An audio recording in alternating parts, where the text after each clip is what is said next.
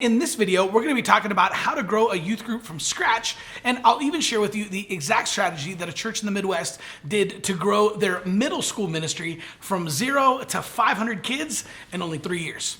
Coming up.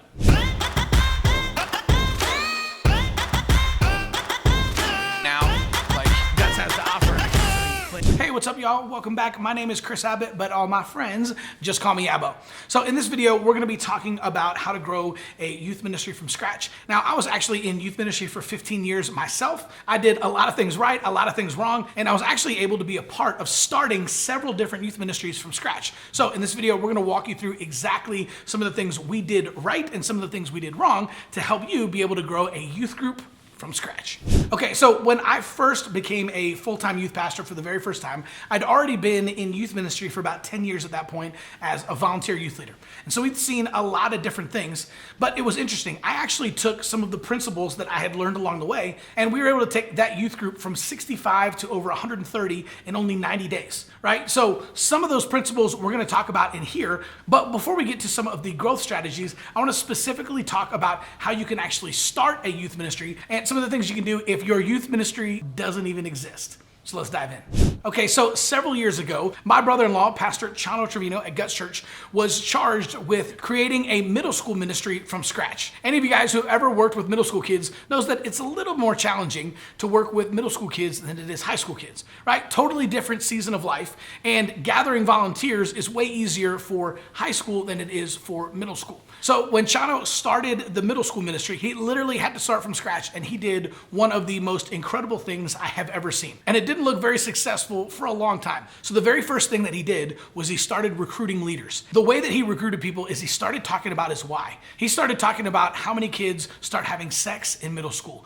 how many kids start doing drugs in middle school, how many kids start getting drunk and going to parties in middle school, and talked about how it was up to them to make a difference and to stop that. Because he said that high school was too late. All of those habits and those things that those kids have cultivated all started in middle school, and so they had to make a difference and reach kids in middle school before they ever got there. And because he was so passionate about it and he was so all in on his why, he started to attract other people who agreed with what he said. Every single Friday, he'd just open up the building, eat pizza, and hang out with youth leaders. And so what was interesting is when he first started doing this for the first couple of months, there was only 4, 5, 6 leaders that showed up every single week. It didn't seem like it was having much of an effect, didn't seem like he was moving the needle, and it didn't seem like it was that successful. But as he continued to do it week in and week out, buying pizza and sodas and just hanging out and doing life with these leaders, something kind of magical happened. He reached a tipping point where all of a sudden there were 10, 15, 20 leaders. And before you know it, there were dozens of middle school ministry youth leaders who were literally coming out.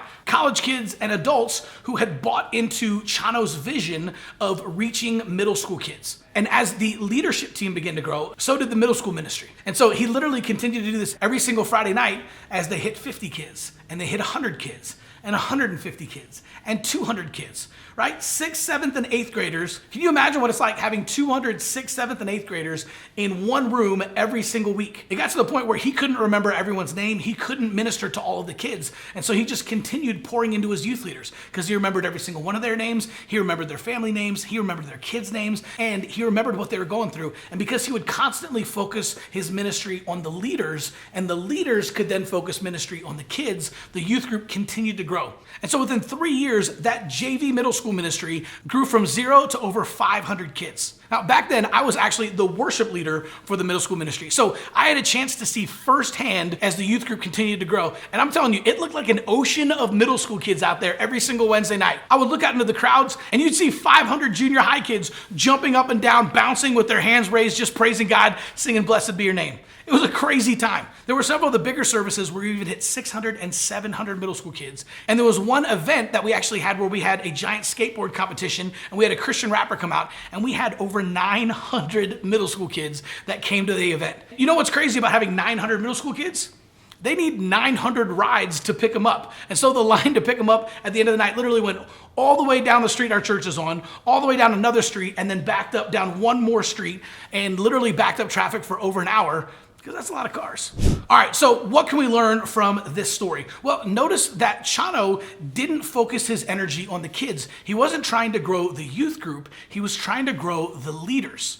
Now, this is a problem that every single person has, not just youth pastors. When we get to about 150 people, that's the most that science tells us that we can actually directly influence. Right? So this is why so many churches have trouble breaking through the 200 barrier, is because when you start to get to 120, 130, 150 people, you can no longer effectively minister to every single person. And that's when you have to switch from being the primary caregiver into a leader or more of a coach role. And then you have to lead your leaders and they lead the rest of the church. And that's exactly what Pastor Chano did. So he would literally pour into his leaders, and his leaders could pour into the kids. And by doing that, he could continue to grow exponentially, because even though he was running 40, 50, 60, 70 leaders, those 70 leaders could then effectively minister to hundreds of kids at one time. And so this is one of the things that you want to do. If you're starting a youth group from scratch, start with the leaders first, right? And take a page out of Chano's playbook, right? Don't just go saying, hey, do you want to be a youth leader? Like, hey, we're starting a youth group. You want to be a leader? That's not going to inspire people, right? Start by figuring out your why. Why is it that you want to start a youth group? Why is it that you're passionate about reaching young people?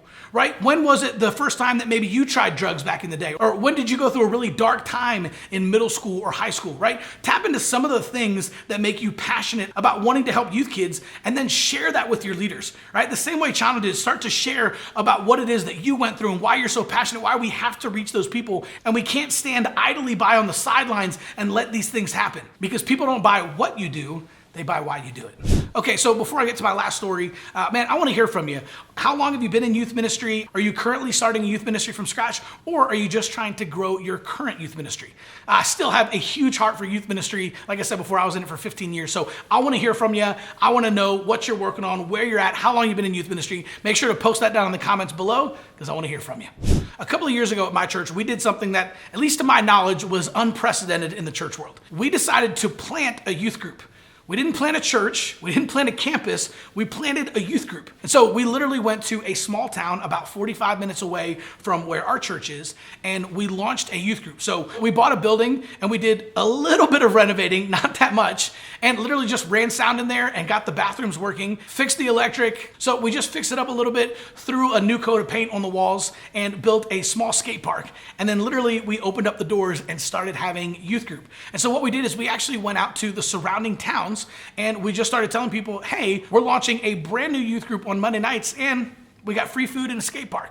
Right? And that was enough to bring out tons and tons of kids to come check it out. Because in those small towns, there's basically nothing going on. And that's one of the reasons we strategically picked a Monday night, because who's got something going on a Monday night in a small town? And the answer was nobody. So kids came from all three of the local high schools in the three surrounding towns. Kids started swarming out on Monday nights. And we just started going out to school lunches and passing out flyers to some of the schools that would let us, or inviting people just one-on-one to the other schools that wouldn't. And so we hit all the middle schools, we hit all the high schools. We started taking Gatorade and t-shirts out to some of the football teams, and literally just started building relationships around town and inviting everybody out to youth ministry. We just made it loud what we intended to do, that we wanted to help kids. And on the very first Monday night, we ended up having over 400 middle school and high school kids that showed up for our very first youth service.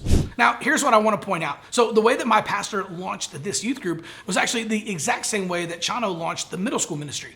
Long before we ever started having services or telling people what we were doing or inviting any kids, he started meeting with the youth leaders. And he put together a team of about 50 leaders, and he started talking to us, and he started sharing his vision and talking about why we had to come into this town. This was a spiritually dark town. There weren't a lot of things to do. And he talked about the crime and the drug rates in small little towns like that. He shared about how he was from a small town like that, and he had a heart to help the middle school and high school kids of this small town, because no one ever did that for him, right? And he got us to buy into the vision. We bought into him. And then after the first couple of services, once we caught a vision for just how big this thing could be and what an incredible impact we could make in that community, he then asked us to commit to being youth leaders for an entire year. So notice, again, he did the exact same thing that Chano did. He started with the leaders, right? And what happened with the leaders? So the leaders bought into his why, then the leaders bought into him, and then they bought into the vision. And that's exactly what you can do. So when you start a youth group from scratch, or even if you're trying to grow your current youth group, start with the leaders, right? Start by sharing your why. Start by getting to know them on a personal level, and not just talking to them on Wednesday nights or on Sundays, but text them during the week and make sure you're showing a vested interest in their lives and who they are as people.